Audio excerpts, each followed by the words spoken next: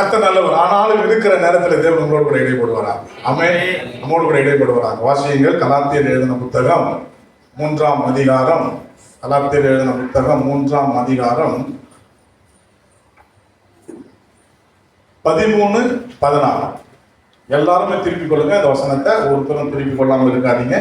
கலாத்தியர் 3ஆம் அதிகாரம் 13-14. எடுத்தவங்க எல்லாரும் திருப்பிட்டீங்களா? எடுத்துட்டீங்களா? வாசிங்க. மரத்திலே தூக்கப்பட்டவன் எவனோ அவன் சபிக்கப்பட்டவன் என்று எழுதியிருக்கிறபடி கிறிஸ்து நமக்காக சாபமாகி நியாயப்பிரமாணத்தின் சாபத்திலிருந்து நம்மை நீங்களாக்கி மீட்டுக் கொண்டார். அடுத்த வசனம் வாசிங்க. ஆபிரகாமுக்கு உண்டான ஆசீர்வாதம் கிறிஸ்து இயேசுவினால் புறஜாதிகளுக்கு வரும்படியாகவும் ஆவியை குறித்து சொல்லப்பட்ட வாக்குத்தத்தத்தை பெரும்படியாகவும். ஜோமனும் நல்ல ஆண்டவரே, இந்த அருமையான காலவெளியில இந்த வசனத்தையும் இந்த கருத்தில் ஒப்பு கொடுக்கிறப்பா. என் தேவனாகிய கர்த்தர் நீர் ஆளுகை செய்வீராக. பரிசுத்த ஆவியானவர் நீர் ஆளுகை செய்யும்படியா நாங்கள் ஜெபிக்கிறோம். எங்களுடைய சுய பலன் மாம்சம் இதெல்லாம் ஒன்றுமே இல்லைப்பா. என் தேவனாகிய கர்த்தருடைய கருத்தில் ஒப்பு கொடுக்கிறோம். ஆவியானவர் முழுவதுமா இந்த நேரத்தை ஆளுகை செய்யுங்க. நீங்க பேசுங்க. இந்த வார்த்தையினால நிரப்புங்க. இயேசுவின் நாமத்தினால தான். ஆமென். இந்த காலவெளியில உங்களோடு கூட சாபம் என்ற தலைப்பின் கீழே உங்களோடு கூட இடைப்பட விரும்புகிறேன், பேச விரும்புகிறேன். மரத்திலே தூக்கப்பட்டவன் எவனோ அவன் சபிக்கப்பட்டவன் என்று எழுதியிருக்கிறபடி கிறிஸ்து நமக்காக சாபமாகி நியாயப்பிரமாணத்தின் சாபத்திலிருந்து நம்மை நீங்களாக்கி மீட்டுக் கொண்டார். அடுத்த வசனம் சொல்லுகிறது, ஆபிரகாமுக்கு உண்டான ஆசீர்வாதம் அனைத்தும் கிறிஸ்து இயேசுவினால் புறஜாதிகளுக்கு வருகிறது. நல்லா கவனிங்க. ஆபிரகாமுக்கு உண்டான அத்தனை ஆசீர்வாதங்களும் தான் ஆக்சுவலா நமக்கு எல்லாருக்கும் வந்துடும். நமக்கு எல்லாருக்குமே வர வேண்டிய ஆசீர்வாதங்கள். ஆபிரகாமுக்கு தேவன் என்னென்ன வாக்குத்தத்தம் பண்ணினாரோ அத்தனை வாக்குத்தத்தங்களும் எந்தவித தடைகள் இல்லாம, எந்தவித நெகோசியேஷன் இல்லாம டைரக்டா நமக்கு வந்து சேர வேண்டியது தேவனுடைய திட்டம். அல்லேலூயா. ஆபிரகாமுக்கு தேவன் என்னென்ன ஆசீர்வாதங்கள்லாம் தந்திருக்கிறார். நான் வேகமா போனேன். அப்போஸ்தலர் 7:5 சொல்லுகிறது, தேசத்துல அவனை கொண்டு வந்துட்டு இந்த தேசம் முழுவதும் நான் உனக்கு கொடுப்பேன். ரெண்டாவது, உன் சந்ததிக்கு உன்னுடைய இந்த தேசத்தை நான் கொடுப்பேன் அப்படின்னு ஆண்டவர் சொல்றாரு. அது இல்லாம நிறைய ஆசீர்வாதங்களை ஆபிரகாமுக்கு தேவன் வழங்குறார்.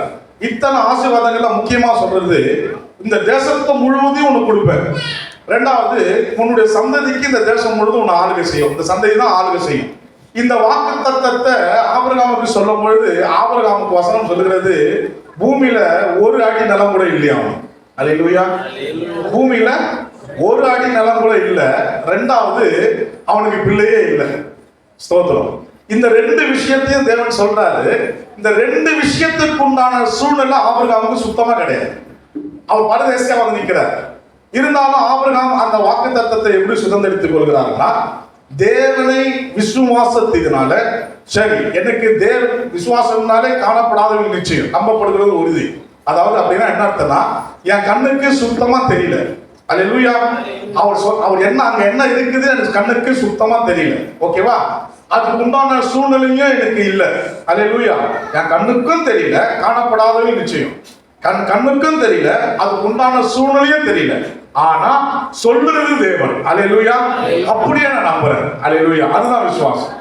இந்த விசுவாசத்தை அவரை பிடிச்சுக்கிட்டதுனால, இந்த விசுவாசத்தினால அந்த வாக்கு தத்தத்தை அவர் சுதந்திரித்துக் கொள்கிறார். இப்போ ஆபிரகாம் வசனம் சொல்லுகிறது வேற ஒரு மொழிபெயர்ப்புல, ஆபிரகாம் தேவனை விசுவாசிச்சதுனால ஆபிரகாமுடைய பாவத்தை தேவன் அழிச்சு விட்டார். அல்லேலூயா. அவர் எரேஸ் பண்ணார். ஆபிரகாமுடைய எல்லா பாவத்தையும் தேவன் அழிச்சிட்டார். இப்போ தேவனை விசுவாசத்தினால ஆபிரகாம் பாவம் அழிக்கப்பட்டு அவன் நீதிமானாய் மாறுகிறான். ஆபிரகாமுடைய விசுவாசம் அது அவனுக்கு நீதியாய் எண்ணப்படுகிறது. அல்லேலூயா. நான் சொல்றது புரியுதுங்களா? இப்போ என்ன நடக்குதுன்னா, ஆண்டவர் என்ன சொல்றாரு, நீ என்ன விசுவாசிச்ச, உனக்கு எல்லா ஆசீர்வாதங்களும் நான் தரேன். அதே போல உன்னுடைய சந்ததி இப்படியே என்னை விசுவாசிச்சோம்னா எல்லா ஆசீர்வாதமும் டைரக்டா அவங்களுக்கு போய் சேர்ந்துடும். இதுதான் புறஜாதிகளுக்கு போய் சேர வேண்டிய ஆசீர்வாதம். ஆனா என்ன நடக்குது, நடுவுல கிறிஸ்துவின் மூலமாய் புறஜாதிகளுக்கு வந்து சேருகிறது. அல்லேலூயா. நடுவுல ஆபிரகாமுக்கு நல்லா கவனிங்க, ஆபிரகாமுக்கு உண்டான ஆசீர்வாதம் டைரக்டா புறஜாதிகள் வந்து சேருது. ஆனா சேர முடியாம ஏதோ நடுவுல பிரச்சனை வந்து அது தடைப்பட்டு கிறிஸ்துவானவர் அந்த ஆசீர்வாதத்தை மீட்டு புறஜாதியாகிய நமக்கு அதை தருகிறார். அல்லேலூயா. அப்போ நடுவுல நடந்தது என்ன? நான் சொல்றது புரியுதுங்களா? டைரக்டா வர வேண்டியது, ஆனா நடுவுல ஒருத்தர் வராரு, கிறிஸ்து வராரு. அப்ப ஏன் ஏதோ தடை பண்ணிடுச்சு? அப்ப என்ன நடந்தது, என்ன ஆச்சு? ஆபிரகாமுடைய ஆசீர்வாதங்கள் அவருடைய எல்லாமே ஏன் வராம போயிடுச்சு? நடுவில் நடந்தது என்ன? ஸ்தோத்திரம். சரி, உபாகமம் 1ஆம் அதிகாரம் எடுத்துங்க. உபாகமம் 1ஆம் அதிகாரம் 31 இருந்து 33 கொஞ்சம் வேகமா வாசிங்க. உபாகமம் 1:31 இருந்து 33. இப்போ எதை சொல்றாருன்னா, இஸ்ரவேல் ஜனங்களை தேவனாகிய கர்த்தர் நடத்துற அந்த விஷயத்தை சொல்றாரு. சொல்லுங்க, படி.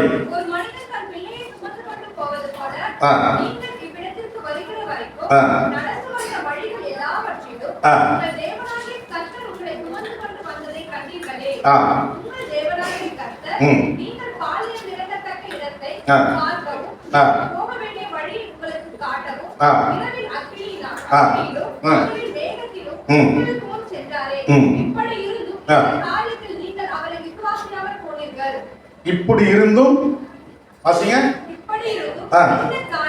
இந்த காரியத்தில் அவரை விசுவாசியாமற் போனீர்கள். அல்லேலூயா. ஸ்தோத்திரம்.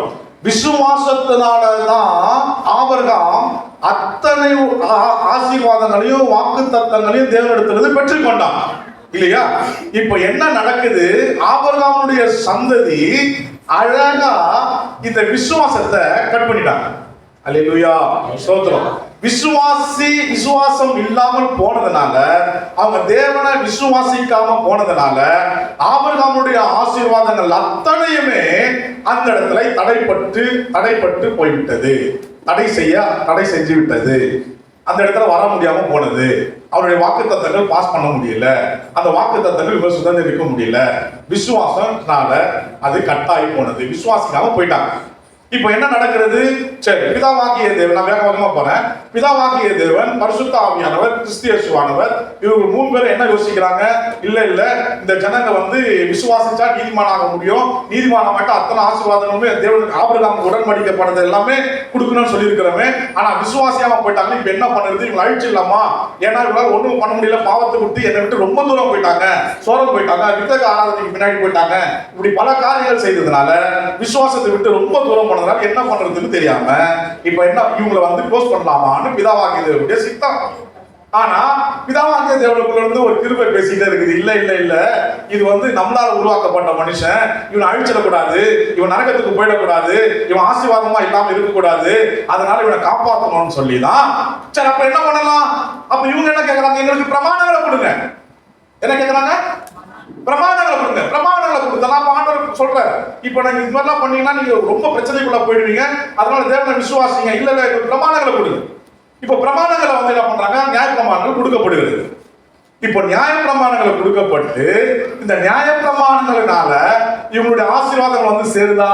ஆபிரகாமுடைய ஆசீர்வாதங்கள் சேருதா? ஆபிரகாமுடைய வாக்குத்தத்தங்கள் வந்து சேர்ந்துச்சுன்னா அதுவும் இல்லை.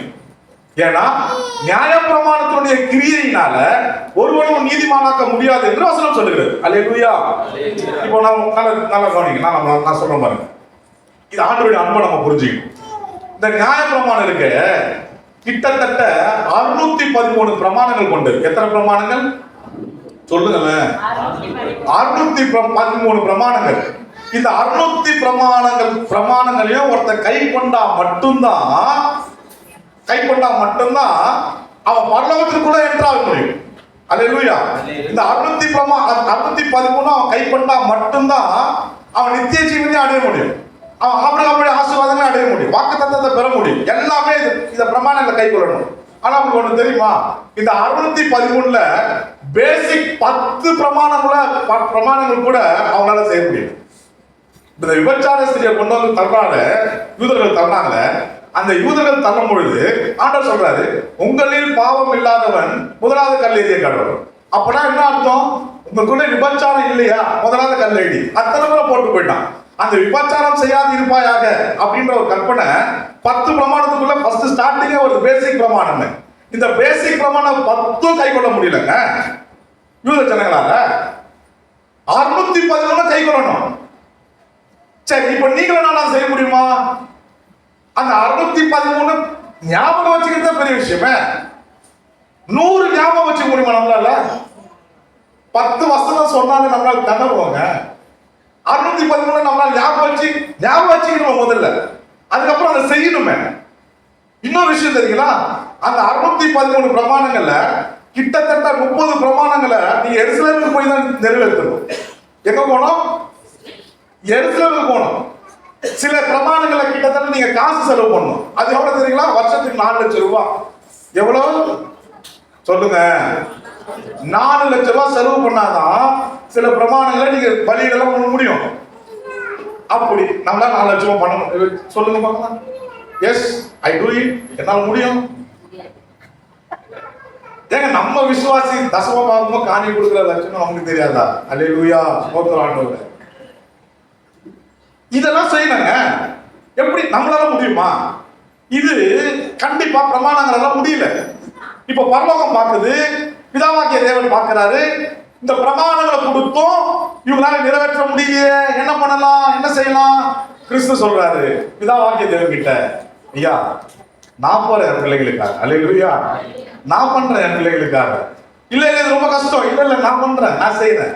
கிறிஸ்துவானவர் இந்த 613 பிரமாணங்களையும் நமக்காக நிறைவேற்றி, அல்லேலூயா, தீர்க்கதரிசனிகளின் பிரமாணங்களையும் அழிக்க வந்தேன் என்று நினைத்துக் கொள்ளாதிருங்கள்.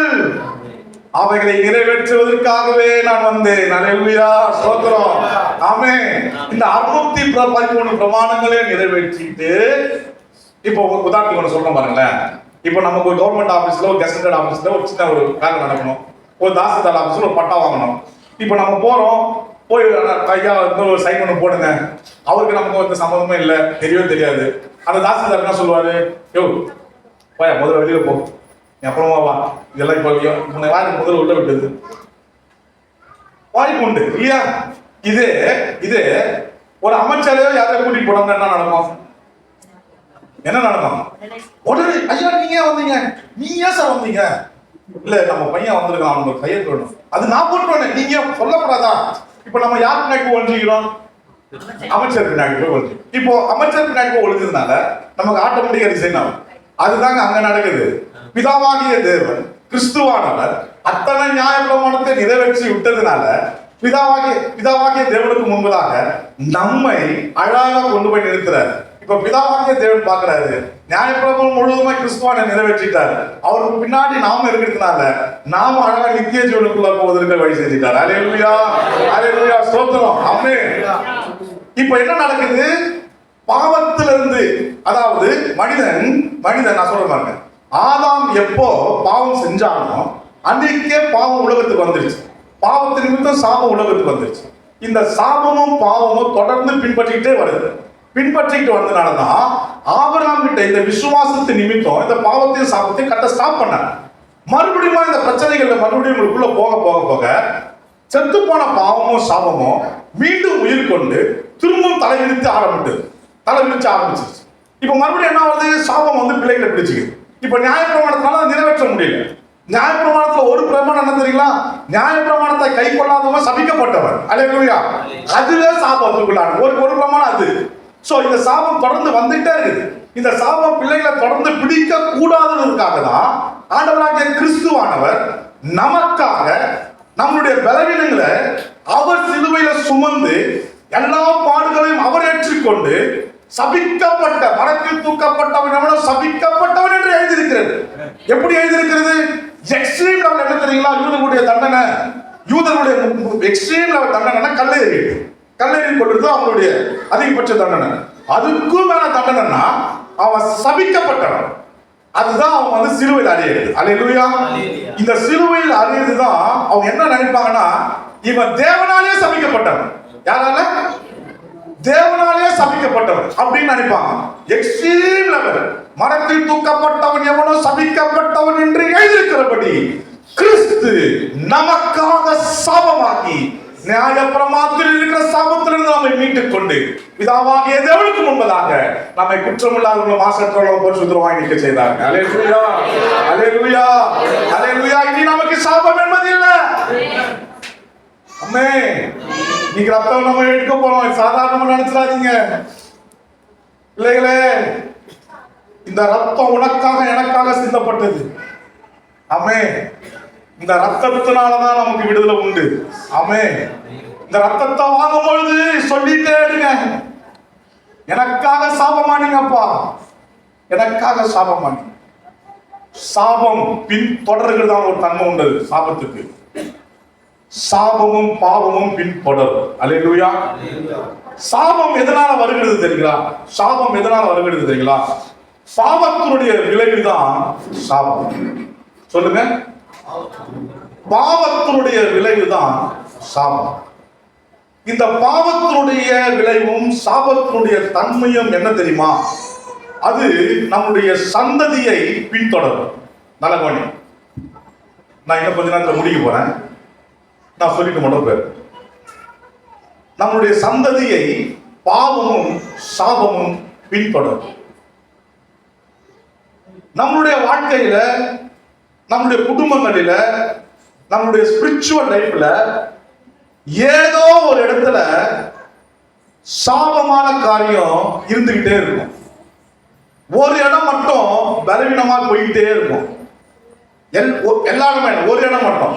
உதாரணத்துக்கு நான் சொல்ல போறேன், நல்லா கவனிங்க. உதாரணத்துக்கு இந்த சாபம் ரெண்டு விஷயத்த பண்ணும்.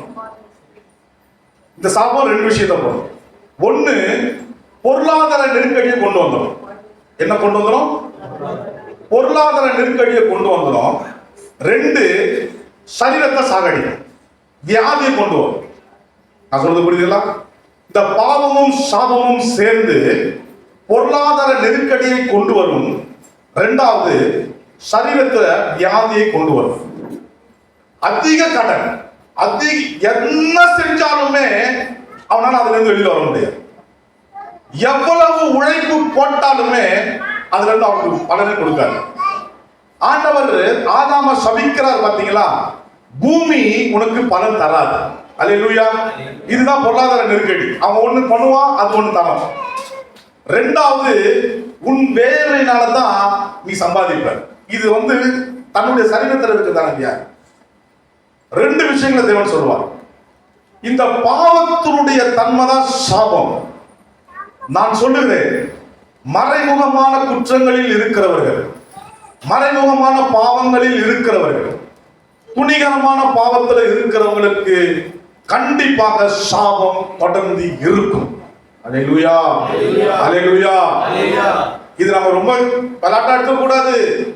பாவத்தினால எந்த பிரச்சனையும் இல்ல, பாவத்தினால எந்த தொல்லையும் இல்ல, அது அந்த நேரத்துல சந்தோஷம் கொடுக்கும், அந்த நேரத்துல சரி சரிட்டு போயிடலாம் அப்படின்னு யாருக்கும் மறைக்கலன்னா பிரச்சனை அப்படின்னு போயிடக்கூடாது. பாவத்து நிமித்தம் சாபம், சாபத்து நிமித்தம் பல தலைமுறைகள் பாதிக்கப்படும். இன்னைக்கு சந்ததி பாதிக்கப்படுதுங்க. தலைமுறை தலைமுறை சந்ததிக்கு பாதிக்கப்படுது. சாபம்னா என்னன்னு தெரிஞ்சுக்கணும். முதல்ல சாபத்தினுடைய தன்மையே உங்களை ஒரு பொருட்டாகவே எண்ணாது. அதுதான் சாபம். நான் ஒன்னும் தெளிவா சொல்றேன் பாருங்க. உங்களை மதிக்காது. நீங்க இன்வெஸ்ட்மெண்ட் பண்ணுவீங்க, எல்லா தொழிலும் செய்யணும்னு நினைப்பீங்க, கஷ்டப்பட்டு உழைப்பீங்க, எவ்வளவோ பிரயாசப்படுவீங்க, எல்லாமே செய்வீங்க. அதுக்கு உண்டான பலன் அதுல இருந்து வரவே வராது. சம்பாதிக்கிறது அத்தனையுமே ஓட்ட பையில போட்ட மாதிரி தான், பொத்தல் பையில போட்ட மாதிரி தான் போய்கிட்டே இருக்கும். நிக்கவே நிக்காது. நான் நல்லா தானே ஜெபம் பண்றேன், நான் நல்லா தானே சர்ச்சைக்கு போறேன், தசமமா கொடுக்குறேன், காணிக்கை கொடுக்குறேன், ஆனா என்னுடைய வாழ்க்கையில இப்படி இருந்துகிட்டே இருக்குது.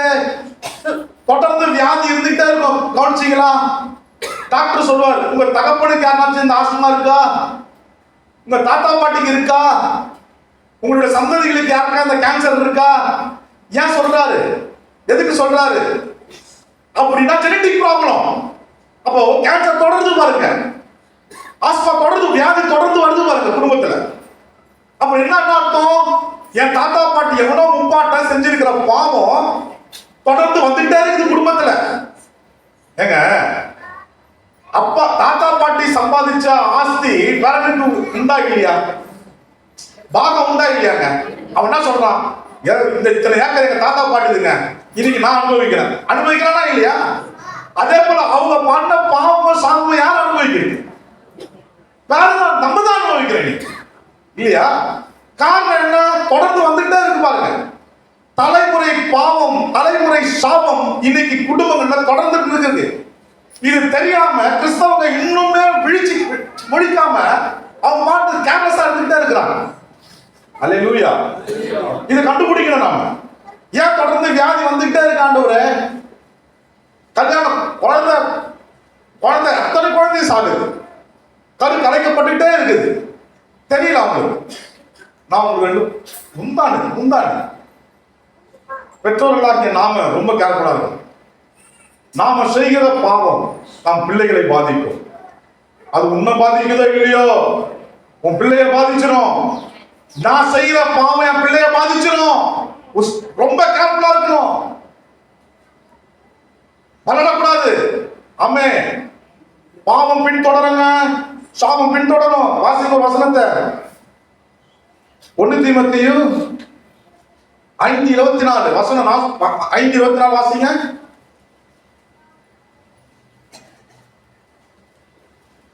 தீமோத்தேயு 5:24.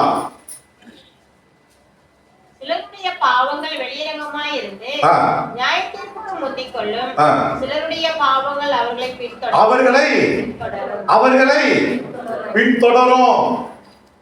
பின்தொடரும். ஆதாம காயினம் பாத்தீங்கன்னு, ஆதாமுடைய இதுக்கு எக்ஸாம்பிள் சொல்றேன். ஆதாமுடைய பாவம் அவனுடைய எல்லாம் அப்படியே காயினை பின்தொடர்ந்துட்டே இருக்கும். ஆதாம் தேவனை விசுவாசிக்க மாட்டான், காயினும் தேவனை விசுவாசிக்க மாட்டான். தேவன் கட்டளையிட்ட பின்னும் பழத்தை சாப்பிடுவான். காயின் தேவன் அறிவுறுத்தி சொன்னதற்கு பிறகும் தான் சகோதரனை கொலை செஞ்சிருவான். அல்லேலூயா. அப்படியே பழிய ஏவாள் கிட்ட போட்டுருவான். யாரு? ஆதாம். பழியத்துக்கு யார்கிட்ட போடுவாரு? ஏவாள் கிட்ட. இவர் என்ன பண்ணுவாரு? என் சகோதரனுக்கு காவலாளியோ. 2 பேரும் மன்னிப்பு கேட்க மாட்டாங்க ஆண்டவர் கிட்ட. ஆண்டவர் எவ்வளவு அவங்க கிட்ட என்ன கேட்கிறாரு? ஏதாவது ஆண்டவரே என்ன மன்னிச்சிட மாட்டீங்களா? என்ன மன்னிச்சிருக்கப்பா, தெரியாம செஞ்சுட்டேன். ஒரு வார்த்தை. ஆதாம கேட்க மாட்டாரு, காயினை கேட்க மாட்டாரு. நீங்க அந்த 2 விஷயத்தை பாருங்க. அப்படியே 2 பேரும் அச்சு பிசராம சில விஷயங்கள் பண்ணிட்டே இருப்பாங்க. காரணம் என்ன? இவங்களுடைய பாவம் அப்படியே பின்தொடரும். அங்கேயா போகணுங்க. நம்மளுடைய வாழ்க்கையிலேங்க முந்தா நேத்து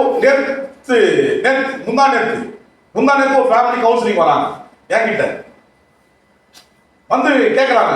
எனக்கு ஏன் அவங்க வராங்கன்னு தெரியல. வந்து சொல்ற உடனே அந்த குடும்பம் நல்ல குடும்பம், சர்ச்சை நல்ல ஆவிக்குரிய குடும்பம். ஏன் இல்ல பிரதர் இருக்கு சொல்லுங்க, நான் வந்து பார்க்கணும். சரி வர சொல்லுங்க பார்ப்போம் அப்படின்னு சொல்லி அவங்களுக்காக வெயிட் பண்ணி பேசுறோம்.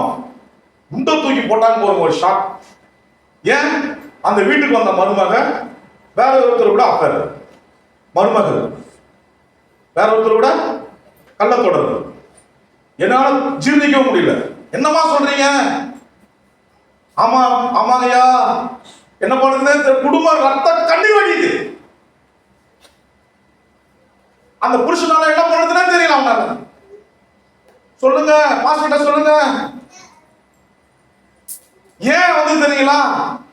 அவங்க குடும்பத்தை விசாரிக்கிற அவங்க அம்மா அந்த பாவத்தில் இருந்திருக்கிறாங்க. நான் சொல்றது புரியுதுங்களா?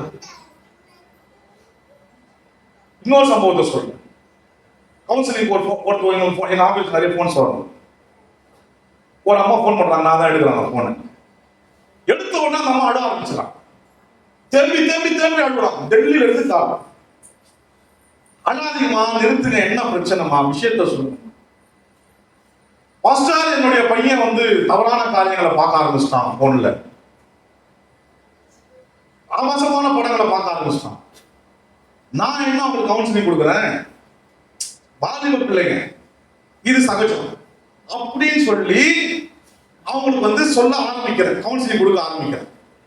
பாதிப்பு பிள்ளைங்களாம் அம்மா அப்படிதாம்மா இருப்பாங்க, நாம என்ன பண்ணணும்னு ஆரம்பிக்கிறேன். அவங்க சொல்றாங்க, பாஸ்டர் ஒரு நிமிஷம், என் பிள்ளைக்கு 9 வயசு, சிந்திக்க வேண்டிய விஷயம், ஷாக் ஆயிடுச்சு, தூக்கி வாரி போட்டு எடுக்க ஜீர்ணிக்கவும் முடியல. 9 வயசு பையன், நீங்க நம்ப மாட்டீங்க. அந்த பையன்கிட்ட நான் பேசுனேன், குடும்பம் அந்த பையன் கிட்ட அந்த மழலை குழந்தைத்தனமான வாய்ஸ் போகவே இல்லை அவங்க கிட்ட இருந்து. நான் சொல்றேன், அவன் சொல்றான் போன்ல, சரிங்க அங்கிள், பார்க்க மாட்டேன் அங்கிள், குழந்தை மாதிரி பேசுறான். அவன் சொல்றானா, mummy I want it, I need it. பெத்தவங்களுடைய மனசு எப்படிங்க அது தாங்கும்? ஏன் தெரியுங்களா? தகப்பா அந்த பாவத்தில் இருக்கிறாரு. அல்லேலூயா. பாவம் பின்தொடரும். நீ நினைச்சுக்காத, நம்ம யாருக்கும் தெரியாம பாவம் செய்யறோம். நம்ம யாருக்கும் தெரியாம குடும்பத்துக்கு தெரியல, கணவனுக்கு தெரியல, மனைவிக்கு தெரியல, அப்பா அம்மாவுக்கு தெரியல, தேவனுக்கு தெரியும். அல்லேலூயா. கர்த்தருக்கு மறைவாக ஒண்ணுமே பண்ண முடியாது. பாவத்தின் தன்மை பின்தொடரும். இது நிமித்தம் என்ன? குடும்பத்துல சாபம் தொடர்ந்து பிடிச்சுக்கிட்டே வருது. கிறிஸ்தவனால முன்னுக்கு வர முடியல, கிறிஸ்தவனால வெளியில தலை காட்ட முடியல, கிறிஸ்தவனால நிதி நெருக்கடியிலிருந்து வெளியில வர முடியல. பாஸ்டர், ஓயாத கடன், கடன் மேல கடன், வாங்குற சம்பளம் அத்தனை வட்டி மேல வட்டி, எல்லா சம்பளமும் மனிதர்களுக்கு போகுது. என்ன பண்றதுனே தெரியல பாஸ்டர். யோசிக்கணும். ஏன் இல்லையே? நான் ஒன்று சொல்லட்டுமா? வசனம் ஒரு நாளும் பொய்யாகாது. கிறிஸ்து நமக்காக சாபமாயிட்டார். இனி நமக்கு சாபம் என்பது கிடையாது. அல்லேலூயா. உனக்கு சாபம் என்பது இல்லை. இயேசுவின் ரத்தத்தினால எப்ப நம்ம கழுவப்பட்டோமோ, இயேசுவின் ரத்தத்தினால எப்ப நமக்கு பாவ மன்னிப்பாக மீட்பு உண்டாக்கப்பட்டதோ, இயேசுவின் ரத்தத்தினால எப்ப நமக்கு பாவ மன்னிப்பு வழங்கி நம்மளால நித்திய ஜீவனுக்குள்ள கொண்டு போயிட்டாரோ, நமக்கு நீதிமானாய் மாற்றிட்டாரோ, அன்னிலிருந்து இயேசு கிறிஸ்துவின் ரத்தம் அத்தனை பாவங்கள் நீக்கி நம்மை சுத்திகரித்தது. அல்லேலூயா. அப்படி இருக்கும்போது என்ன பிரச்சனை? வீட்டுல திரும்பி பாரு, வீட்டுல விட்டுறாத, ஆராய்ச்சி பாரு. ஆயி பட்டணத்தை தோற்கறதுக்கு காரணம் என்ன தெரியுங்களா? எரிகோ பட்டணத்தை ஜெயிச்சிட்டாங்க எல்லாருமே.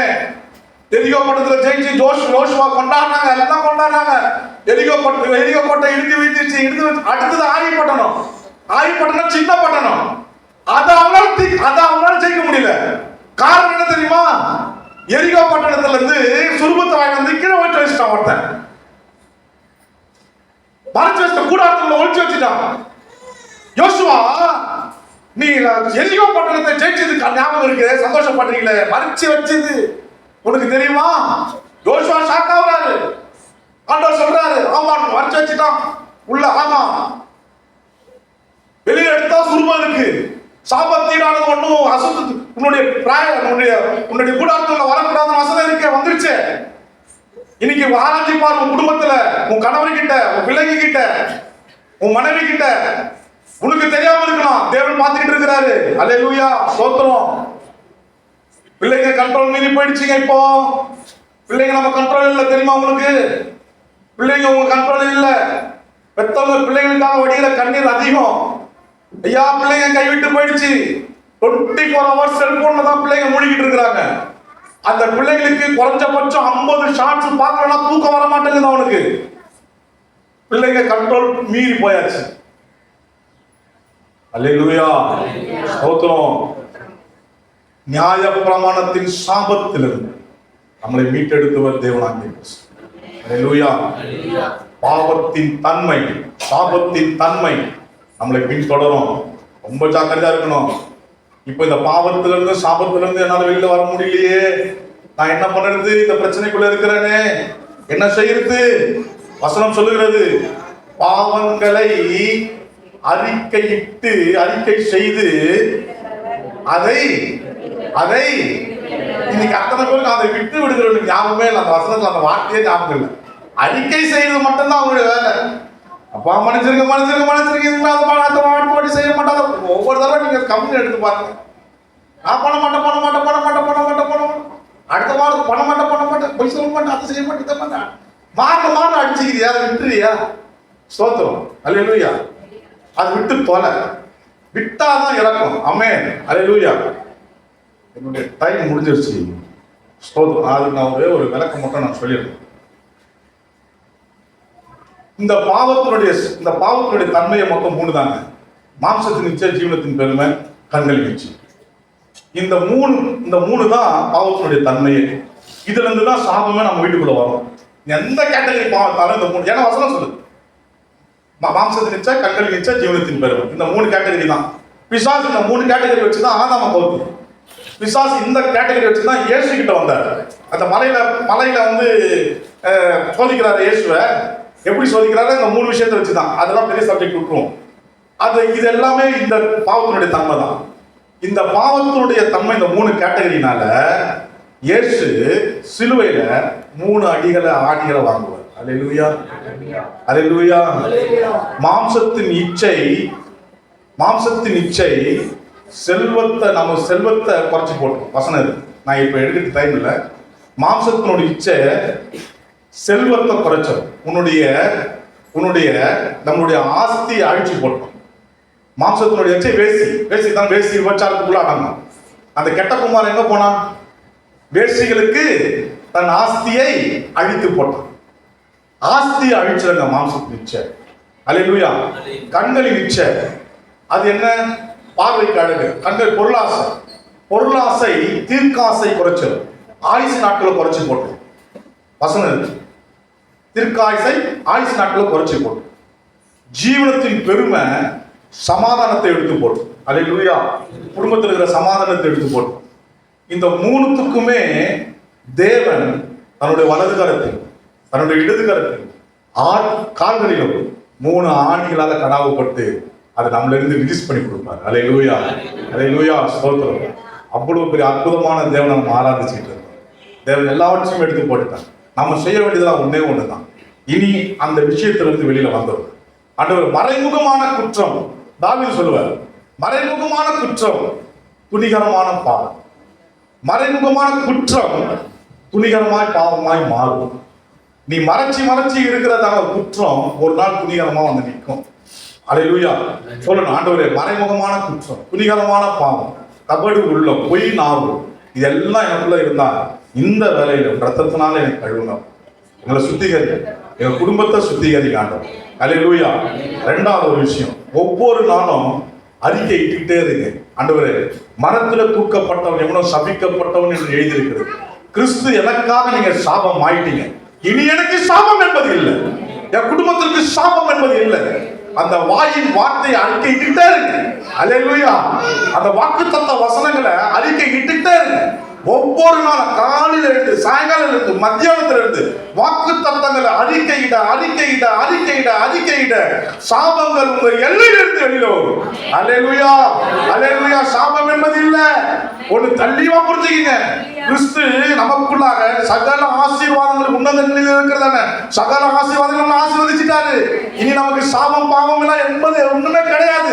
பயங்கராத, உனக்கு விரோதமா மந்திரமும் இல்ல, செய்வன கட்டுகளும் இல்ல, விரோதங்களும் இல்ல, எதுவுமே இல்ல. கிறிஸ்துவின் இயேசுவின் ரத்தம் உன்னை பாதுகாத்துக்கிட்டே இருக்குது. அல்லேலூயா. அந்த விசுவாசம் என்னமே இருந்துட்டே இருக்கணும். நான் செத்துருவேன் சொல்லாத, தற்கொலை பண்ணிப்பேன் சொல்லாத, இதெல்லாம் சாபமான வார்த்தை. ஜீவனத்தினுடைய நாவினுடைய அதிகாரத்தில் இருக்கு. உன்னுடைய ஜீவனமும் மரணமும் யாருடைய அதிகாரத்தில் இருக்குது? நாவின் அதிகாரத்தில் உண்டு. அதே நாவின் அதிகாரத்தில் தான் உன்னுடைய ஆரோக்கியமான வாழ்வும் உண்டு. அல்லேலூயா. ஸ்தோத்திரம். அந்நிய பாஷை பேசிக்கிட்டே இருங்க. சாபமா இருக்குதுன்னு தோணுதா? என் குடும்பத்துல இப்படிப்பட்ட பிரச்சனை இருக்குன்னு தோணுதா? மணி கணக்குல டங்ஸ்ல பேசிட்டே இருங்க. அந்நிய பாஷை பரிசுத்த ஆவியானவரோட பேச பேச பேச பேச சாபம் விட்டு ஓடும். அல்லேலூயா. சத்திய ஆவியானவர் எங்கேயோ அங்க விடுதலை உண்டு. ஆமென். டங்ஸ்ல பேசுங்க, விட்டுறாதீங்க. ஆவியானவர் விட்டுறாதீங்க, வாக்குத்தத்தம் விட்டுறாதீங்க. இந்த 2 அறிக்கையிட கர்த்தர் நான் சொல்லுவேன். ஆபிரகாமுடைய ஆசீர்வாதம் கிறிஸ்துவின் மூலமா புறஜாதியாராகிய நமக்கு வந்து அல்லேலூயா. எனக்கு கொடுக்கப்பட்ட நேரம் முடியுது. எழுந்து நிற்போம். ஸ்தோத்திரம் ஸ்தோத்திரம். ஷாதா ராதா ராம் ரீகா ராதா நாமோ கோதுரியான் தலா தானாமோ சாந்தா யான் தலா தானா மகாதா ராபா.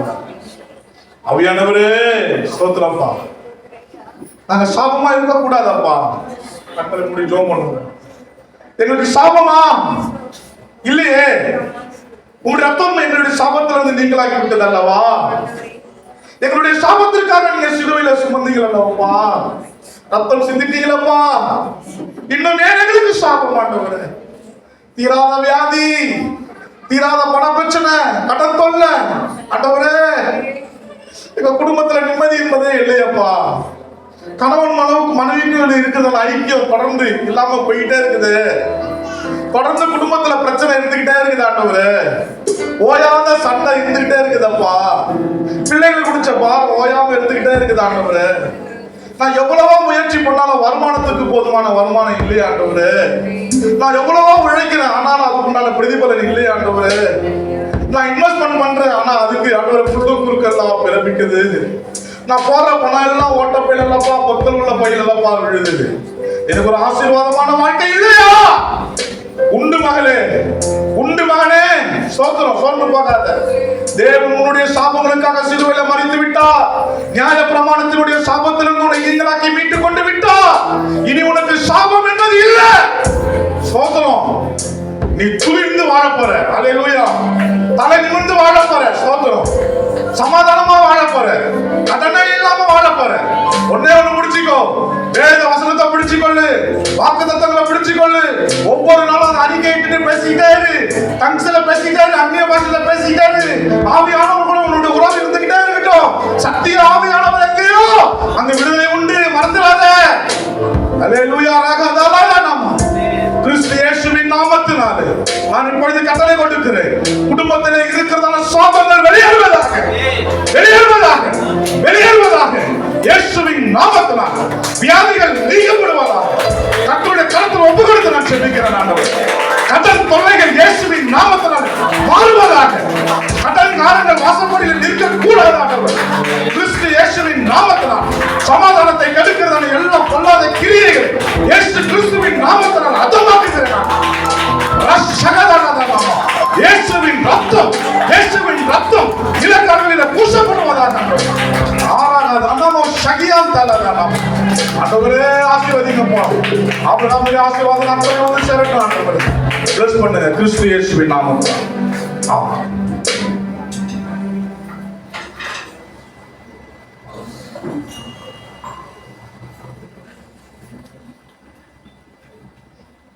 சிலுவை சுமந்தோரா ಶಿಷ್ಯರಾಗುವೋ ಸಿಲುವೈ ಸುಮಂದೋರಾ ಶಿಷ್ಯರಾಗುವೋ சிந்தை வாழ்வேனும் நிந்தை சுமப்பேனும் சந்தோஷம் நிந்தை வாழ்வேனும் நிந்தை சுமப்பேனும் சந்தோஷம் இயேசு அவரே சுமப்பான் ஒரு போதும் கைவிடவே மாட்டான். ஹல்லேலூயா ஹல்லேலூயா ஹல்லேலூயா ஹல்லேலூயா ஹல்லேலூயா ஹல்லேலூயா ஹல்லேலூயா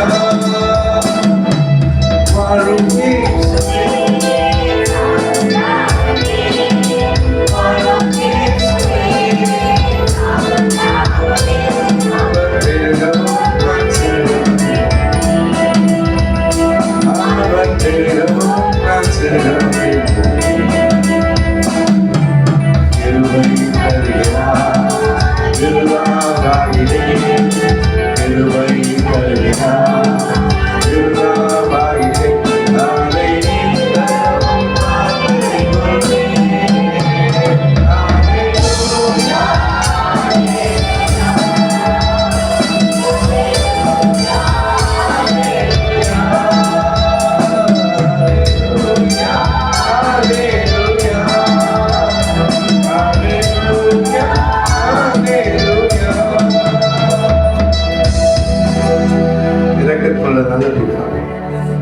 ஆசீர்வதிக்கப்பட்ட நல்லவர்களே, சாபத்தை முறித்தவர் நீர். நீங்கள் சாடு சிந்தையில் சதிரத்தை சாபத்தினாதவர் கிறிஸ்துவின் எனக்காய் சிலுவையிலே சாபத்துக்காய் சாபமாக ஆண்டவரே, நீர் அடிக்கப்பட்ட நிமித்தமாக, நீ சிந்தின ரத்தத்தின் நிமித்தமாக பாவங்களையும் சாபங்களையும் முற்றிலுமாய் அழித்து சிலுவையில் வெற்றி சென்றதை நாளில் எங்களை நாங்களும் வெற்றி சிறக்கப்பட்ட எங்களுக்காய் பரிந்து பேசுகிறவராய், எங்களுக்காய் பிதாவின் பட்சத்தில் நிற்கிறவராய் காணப்படுகிறபடி நாங்கள் நன்றி சொல்கிறோம் என்று சத்தியத்தின்படி எங்கள் வாழ்வில் எந்த சூழ்நிலையும் பாவத்துக்கு இடம்பெறாதபடி, அந்த பாவம் சாபமாய் எங்கள் வாழ்விலும் எங்கள் தலைவர்களுடைய வாழ்விலும் தொடராதபடி எங்களுடைய பரிசுத்தாவின் மகிமைக்கு வைத்து கற்றுக்கொள்வோம். கிருபையின் நடைமுறைகளை அர்ப்பணிக்கிறோம். சேஷிதமாய் திருவிழா முகாந்தம் ஒரு விஷயமா எங்களை பரிசுத்தமாக உடைய நித்திய உடன்படிக்கையை தாங்காய் இணைத்துக் கொள்ள ஒப்புக்கொள்கிறோம். இயேசுவின் நாமத்தில் பிதாவே, ஆமென். அல்லேலூயா.